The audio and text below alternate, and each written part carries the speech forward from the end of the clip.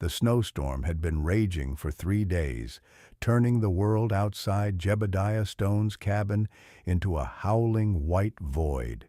Inside, the widowed mountain man sat hunched over his workbench, trying to focus on mending a broken trap while his 6-month-old son Thomas screamed in his cradle. The baby had been crying for hours, that desperate, inconsolable wailing that signaled hunger Jebediah could not satisfy. At 32 years old, Jebediah was a formidable presence, 6'3" with broad shoulders and a muscular frame honed by years of mountain living. His dark hair was longer than it should be, touching his collar, and his face bore several days' worth of beard. His body showed the definition of constant physical labor: strong arms, defined chest and abdomen, the kind of strength that came from chopping wood, hauling water, and wrestling with stubborn livestock. But for all his physical power, he was helpless against the fundamental problem facing him. His son needed milk, and Jebediah had none to give. His wife Sarah had died of fever 3 months ago, just days after giving birth to Thomas. Jebediah had tried everything to keep the baby alive: goat's milk, cow's milk, even diluted broth. Thomas would doctor ink it, but he never seemed satisfied, never stopped crying for more than brief periods. The baby was losing weight, growing weaker, and Jebediah was slowly losing his mind to grief, exhaustion, and the terrifying certainty that he was going to lose his son the same way he had lost his wife. The crying suddenly stopped. Jebediah's head snapped up, his heart racing.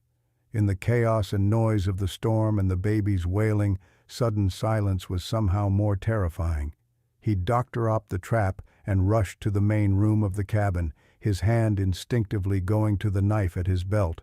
What he found made him freeze in the doorway, unable to process what he was seeing. A young woman sat in Sarah's rocking chair by the fireplace, holding Thomas against her breast. The baby was nursing contentedly, his tiny hands kneading against her as he fed, making the small, satisfied sounds that Jebediah had not heard from his son in weeks. The woman was perhaps 17 or 18 years old, with a round, soft face and dark hair falling in damp tangles around her shoulders. She was substantially overweight, her body filling the rocking chair completely, her doctoress soaked through and torn in places, straining at the seams. But what struck Jebediah most was the expression on her face as she looked down at Thomas. It was pure tenderness, mixed with profound relief and something that looked almost like gratitude. She was crying silently, tears streaming down her round cheeks, but her hands were gentle and steady as she held the baby. She looked up at the sound of Jebediah's movement, her brown eyes widening with fear. "Please don't hurt me," she said quickly, her voice shaking. "I heard him crying from outside. I was trying to find shelter from the storm, and I heard a baby crying like he was dying. When I found the cabin door unlatched and came inside, I saw he was so hungry.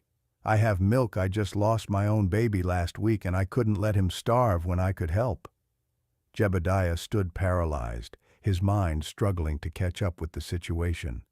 This stranger, this girl, had somehow gotten into his cabin during a blizzard and was now feeding his son with her own milk, which meant she had recently given birth and lost the baby, and was now in his home, soaking wet and clearly desperate, offering the one thing Jebediah could not provide. "Who are you?" he finally managed to ask, his voice rougher than he intended. "My name is Willow," the girl said, her arms instinctively tightening around Thomas, even as she tried to maintain eye contact with Jebediah. "Willow Hayes. I'm running from a forced marriage. My stepfather sold me to an outlaw named Silas Creed to settle gambling debts. I escaped 2 weeks ago, and I've been trying to get far enough away that Silas can't find me. I saw your cabin through the storm and thought it might be abandoned. The door wasn't latched properly, and when I heard the baby crying—" She trailed off, looking down at Thomas. I couldn't just leave him, not when I could help. Jebediah absorbed this information slowly. An escaped bride, an outlaw named Silas Creed. Jebediah knew that name. Creed was wanted in 3 territories for robbery and murder. A girl who had lost her own baby and was now feeding his. And somehow, despite the impossibility of the situation, Thomas was calm and nursing and alive. He looked at his son, really looked at him for the first time in days. Thomas's cheeks had color again. His breathing was easy. He was nursing with an enthusiasm that spoke of deep hunger, finally being satisfied. The baby Jebediah had been terrified, was dying, was thriving in this stranger's arms. "How long have you been here?" Jebediah asked, moving closer but keeping his distance so as not to frighten Willow. "Maybe an hour," Willow said uncertainly. "I came in, got the fire built up higher, changed out of my wet outer clothes, and then I heard him crying so desperately. I picked him up to try to comfort him, and he rooted toward my breast. I knew what he needed, and I had what he needed, so I—" She looked up at Jebediah with desperate eyes. "I know it's improper. I know I shouldn't have come into your home uninvited, but I couldn't let him die when I had the power to save him. Please understand." Jebediah sank into a chair, suddenly feeling every bit of the exhaustion he'd been fighting for 3 months. "His name is Thomas," he said quietly. "My wife Sarah died in childbirth 3 months ago. I've been trying to keep him alive on goat's milk, but he's been failing, crying all the time, losing weight. I thought—" His voice cracked. "I thought I was going to lose him too." Willow's expression softened with sympathy. "I'm so sorry for your loss, and I'm sorry for intruding, but your son is strong. He just needed the right food. With proper nursing, he'll thrive." "You lost your own baby," Jebediah said, the pieces clicking together. "Recently." Pain flashed across Willow's face. "Born 3 weeks ago, a little girl. She lived for 2 days, then the fever took her. I still have milk and nowhere to use it. When I heard your son crying, it felt like maybe there was a reason, like maybe I could still be a mother to someone, even if not to my own daughter." They sat in silence for a long moment, the only sounds the crackling fire, the howling wind outside, and Thomas's contented nursing. Finally, Jebediah made a decision that would change all their lives. "Stay," he said abruptly. Willow's head snapped up. "What?" "Stay here, at least until the storm passes and Thomas is stronger. You need shelter, and he needs—" Jebediah gestured helplessly at the peaceful baby. "He needs what you can give him. We can help each other. It's practical." "People will talk," Willow said hesitantly, though hope was already dawning in her eyes. "A young woman living with a widowed man. It's not proper." "I don't care about proper," Jebediah said firmly. "I care about keeping my son alive, and you need protection from this Silas Creed. I can provide that. We'll work out the details, but the offer stands. Stay as long as you need." Willow looked down at Thomas, then back at Jebediah. Slowly, she nodded. "All right, I'll stay. Thank you." "You don't know what this means to me." "I think I do," Jebediah said quietly. "You lost your baby. Feeding mine probably helps with the grief. Same as having you here helps me keep Thomas alive. We're both getting something we need." Over the following days, as the storm continued to rage outside, an unexpected routine developed in the isolated cabin. Willow proved to be far more capable than her youth and circumstances suggested. She fed Thomas regularly, and the baby transformed before Jebediah's eyes, gaining weight, sleeping more peacefully, crying less. She also cleaned the cabin with a thoroughness that made Jebediah realize how much he had let things slide in his grief. She cooked meals that actually tasted good, mended clothes, and brought a warmth to the space that had been missing since Sarah's death. For his part, Jebediah found himself watching Willow with growing respect and something else he was not quite ready to name. She moved through the cabin with quiet efficiency despite her size, never complaining about the work or the rustic conditions. She sang to Thomas in a sweet voice, told him stories, and treated him with such obvious love that Jebediah's heart ached watching them. She had been through terrible things: forced marriage, childbirth, infant death, desperate flight through winter wilderness, but she had not been broken by them. Instead, she seemed to find purpose and healing in caring for another woman's child. "Why did your stepfather force you to marry Silas Creed?" Jebediah asked one evening as they sat by the fire, Thomas sleeping peacefully in Willow's arms. Willow was quiet for a moment before answering. "My stepfather is a gambler and a doctor, Unc. He lost heavily to Silas in a card game, more money than he could ever pay back. Silas offered to forgive the debt if my stepfather gave him me. Said he needed a wife to cook and clean and other things. My stepfather agreed without even asking what I wanted." Her voice hardened with bitterness. "I tried to refuse, but my stepfather locked me in my room and told me I was going through with it whether I liked it or not. The morning of the forced wedding, I climbed out my window and ran. I'd been saving money from selling preserves at the market, and I used it to buy passage on a wagon heading west. But the wagon was attacked by bandits, and I had to run on foot. That's when I went into early labor from the stress and fear." "You gave birth alone?" Jebediah asked, horrified. Willow nodded, tears sliding down her cheeks. "In a abandoned settler's cabin. A Ute woman found me and helped me deliver, but my daughter was too small, too weak. The fever came 2 days later and—" She couldn't finish, clutching Thomas more tightly, as if to reassure herself he was real and alive. "I'm sorry," Jebediah said inadequately. "That's more than anyone should have to endure." "Life's not fair," Willow said simply. "But I'm still here, and so is Thomas. That has to mean something." As the days turned into weeks, Jebediah found himself increasingly doctor-on to Willow. She was nothing like Sarah. Sarah had been slender and delicate, while Willow was substantial and solid. Sarah had been gentle and quiet, while Willow had a core of steel beneath her softness. But both women had possessed the same essential quality. They saw Jebediah not as the rough mountain man the world perceived, but as a person capable of tenderness and worthy of love. One evening, about a month after Willow's arrival, as Jebediah was chopping wood outside and Willow was inside with Thomas, he heard horses approaching. His blood ran cold when he recognized Silas Creed, leading 5 armed men up the trail toward his cabin.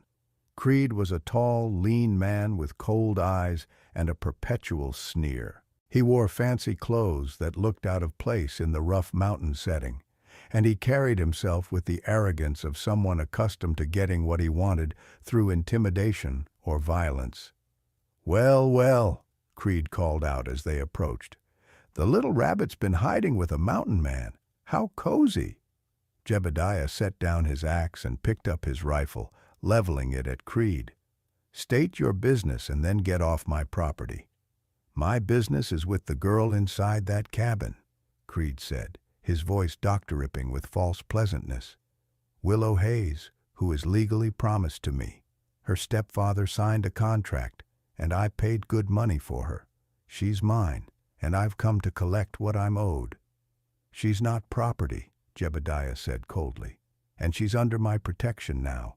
You want her, you'll have to go through me." Creed laughed. "One man with a rifle against 6 of us? Those aren't good odds, friend. Just hand over the girl, and we'll leave you in peace. Keep her, and we'll take her by force, and probably burn your cabin down for the trouble." Before Jebediah could respond, the cabin door opened and Willow emerged, holding Thomas in her arms. Her face was pale but determined as she walked to stand beside Jebediah.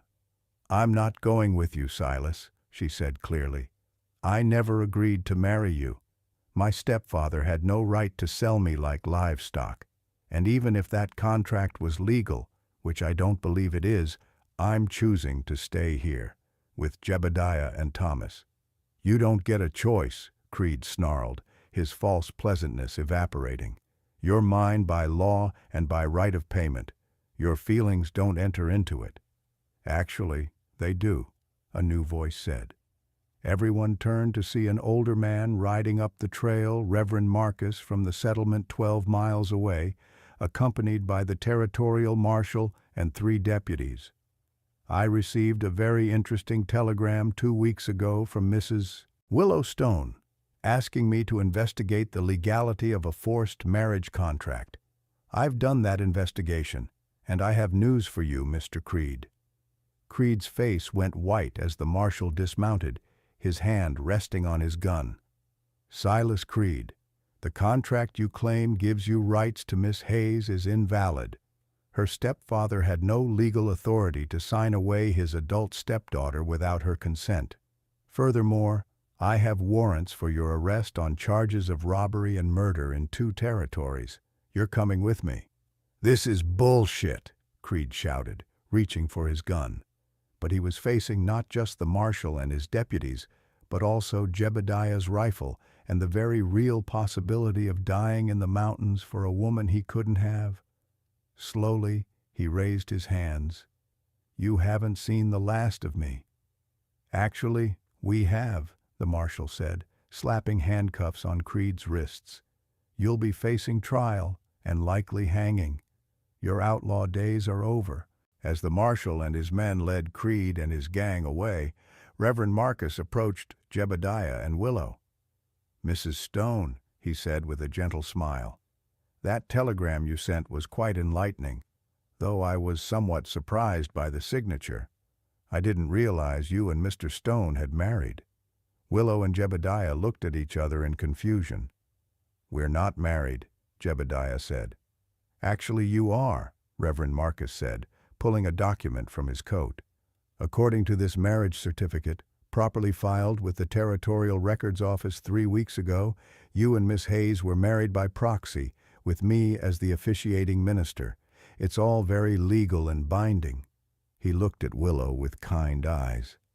I received your telegram asking for help investigating Creed's contract, but I also received a second telegram from a very wise woman named Silver Moon, a Ute elder, who helped you when your baby was born. She explained your situation, explained that you had found a good man and a baby who needed you, and suggested that the best way to protect you from Creed was to make sure you were legally someone else's wife.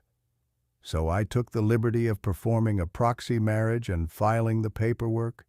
If you object, we can have it annulled. But given the circumstances, Willow was crying again, but these were tears of relief and joy. You did that for me? A stranger? You're not a stranger, Reverend Marcus said gently.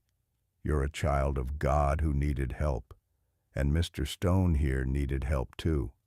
Silver Moon told me about his son, about how you've been caring for the baby. It seemed like a solution that benefited everyone. But again, if either of you objects to this arrangement, I don't object, Jebediah interrupted, looking at Willow with an intensity that made her breath catch. If Willow's willing, I'd be honored to have this marriage stand. She's already been more of a wife and mother than I had any right to hope for. I'd like to make it official, make it real. I'd like that too, Willow whispered. Very much. Reverend Marcus smiled. Then it's settled. You're legally married, and Willow is now Willow Stone, which means Silas Creed has no claim on her whatsoever. I'll leave you 2-3, counting young Thomas, to figure out what comes next. But know that the community supports you. We've seen how you've cared for each other, and we want to help however we can. After the Reverend left, Jebediah and Willow stood together in the clearing outside the cabin, Thomas sleeping peacefully in Willow's arms, and tried to process what had just happened. We're married, Willow said, sounding dazed. Actually, legally married. We are, Jebediah confirmed, though I suppose we should have a proper ceremony at some point, one where we're both actually present and conscious of what we're agreeing to. I think I'd like that. Willow said with a small smile. But Jebediah, you need to know that I can't be like your first wife. I'm not small or pretty or— You're exactly what Thomas and I need, Jebediah interrupted, stepping closer and cupping her face gently with one calloused hand. You're strong, capable, kind, and brave. You've brought life back to this cabin and to my son. You've made me remember what it feels like to have hope for the future. Your size is irrelevant to all of that. Do you understand? Willow nodded, leaning into his touch. I think I'm falling in love with you, she admitted quietly. I didn't mean to. I know you loved your first wife, and I'm not trying to replace her. But being here, caring for Thomas, watching you work, the way you've protected me and respected me, I can't help how I feel. Good, Jebediah said, his voice rough with emotion, because I'm falling in love with you too. And you're not replacing Sarah, no one could do that. But you're building something new with me, something that honors her memory while also moving forward. That's all I could ask for. He leaned down and kissed her, gentle and tentative, asking permission with every movement. Willow kissed him back, one hand still cradling Thomas, while the other moved to rest on Jebediah's chest, feeling the steady beat of his heart beneath her palm. When they pulled apart, both were smiling. So, what do we do now? Willow asked. Now, Jebediah said, we go inside, put Thomas down for his nap, and start figuring out how to build a life together. A real life, as husband and wife and parents. What do you say? I say yes, Willow replied, her smile bright as spring sunshine.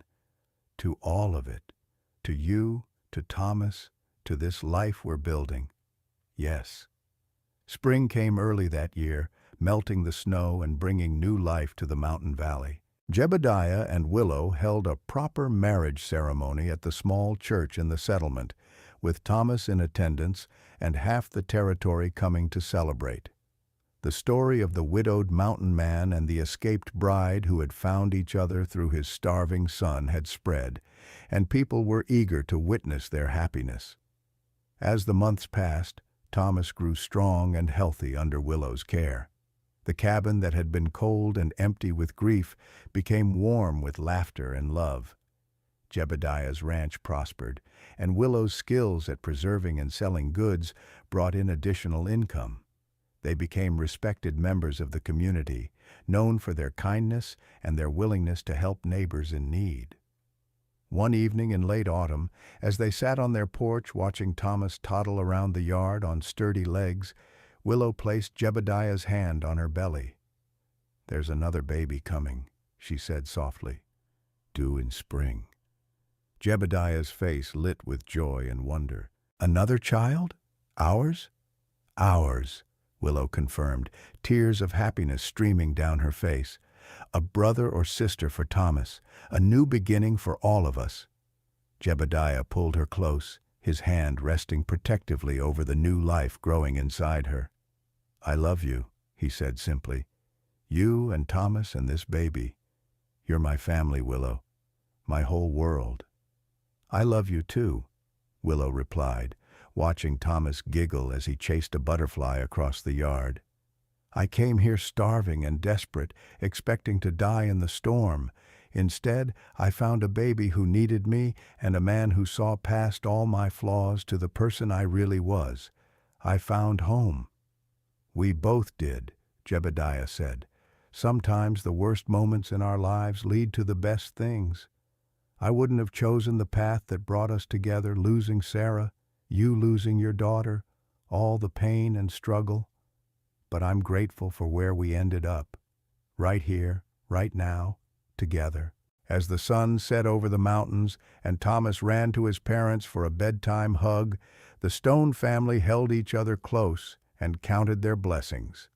What had begun with a widowed mountain man finding a stranger feeding his starving baby had become a love story for the ages, proof that family was not always about blood, that healing could come from unexpected sources, and that sometimes the most shocking thing a person could do was simply choose love, hope, and a future together in the beautiful, unforgiving wilderness they called home.